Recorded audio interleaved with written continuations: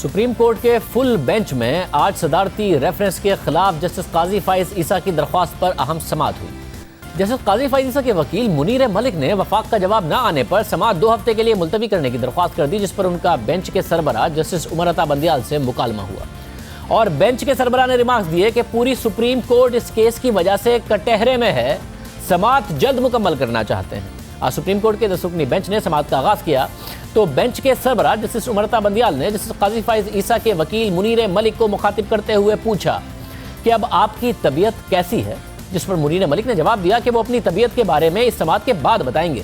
दौरान समाअत मुनीर मलिक ने attorney general की जानिब से सुप्रीम जुडिशल काउंसिल का जवाब जमा कराने पर एतराज उठाया और पूछा कि क्या attorney general supreme judicial council की नुमाइंदगी करेंगे, जिस पर जस्टिस उमर अता बंदियाल ने रिमार्क्स दिए कि उसूलों की बुनियाद पर केस लड़ें, बुनियादी बातों में ना पड़ें। सुप्रीम जुडिशल काउंसिल आइन के तहत काम करने वाली आला तरीन अथॉरिटी है, हमने आइन के तहत काम करने वाले इदारों का एहतराम बरकरार रखना है।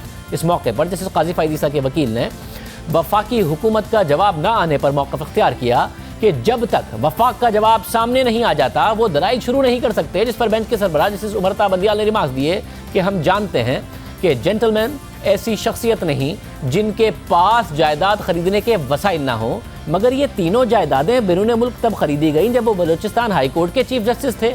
इस इल्ज़ाम से ना सिर्फ एक जज बल्कि पूरी अदलिया के बारे में जो सबसे बुरा असर लिया जा रहा है वो ये है कि नाजायज़ दौलत से जायदाद बनाई जाती है।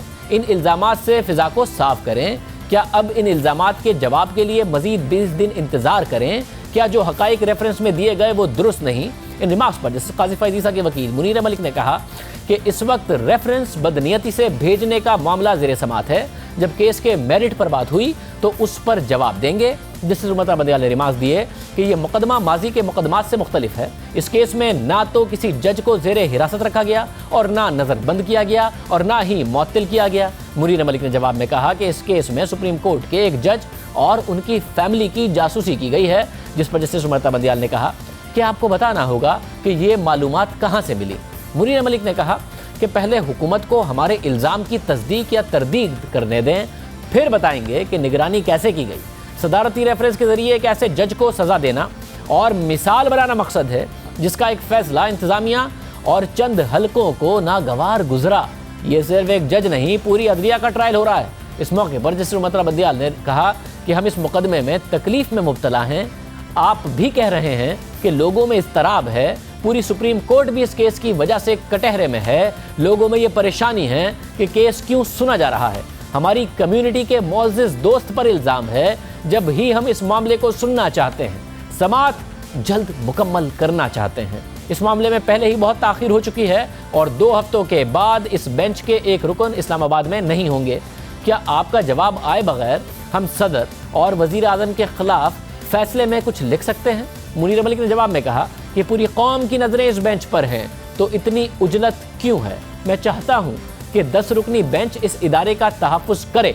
मुनीर मलिक ने कहा कि उनका केस यह है कि अगर सबने मिलकर यह रेफरेंस तैयार किया है तो अदलिया की आज़ादी को बरकरार रखने के लिए इसे मुस्तरद करना होगा। आज दौरान समाअत दीगर दरख्वास्तों को न सुनने पर सुप्रीम कोर्ट बार के साबिक सदर रशीद रिजवी ने एतराज़ उठाया, जो इस केस में Sindh high court bar association की नुमाइंदगी कर रहे हैं। रशीद रिजवी ने एतराज़ उठाते हुए कहा कि अदालत दीगर दरख्वास्तों को नज़रअंदाज कर रही है, जिस पर उमर अता बंदियाल ने रिमार्क्स दिए कि ये कोई केक नहीं जिसमें हर किसी को हिस्सा मिलेगा। ये एक केस है जिसका कि हमने समाअत करनी है।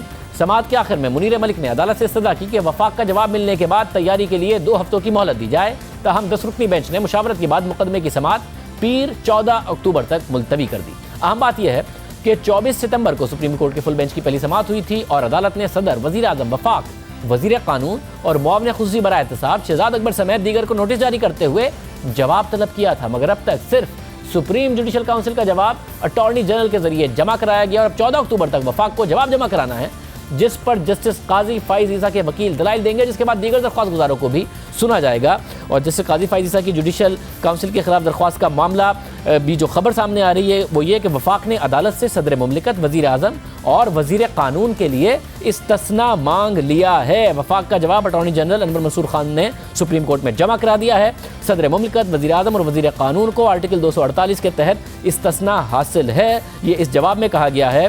सदर मुमलिकत, वज़ीर आज़म, वज़ीर कानून इस्तस्ना की रोशनी में किसी अदालत में जवाब दे नहीं। वफाक के जवाब में यह भी कहा गया है जैसे काजी फ़ाइज़ ईसा की दरख्वास्त नाकाबिले समात है। जैसे काजी फ़ाइज़ ईसा ने अपनी दरख्वास्त में बेबुनियाद इल्ज़ामात लगाए। जैसे काजी फ़ाइज़ ईसा के खिलाफ रेफरेंस किसी पसे पर्दा मकासद के तहत दायर नहीं किया गया। जैसे काजी फ़ाइज़ ईसा के खिलाफ रेफरेंस दायर करने में कोई बदनीयती नहीं। यह वफाक का जवाब सामने आया है।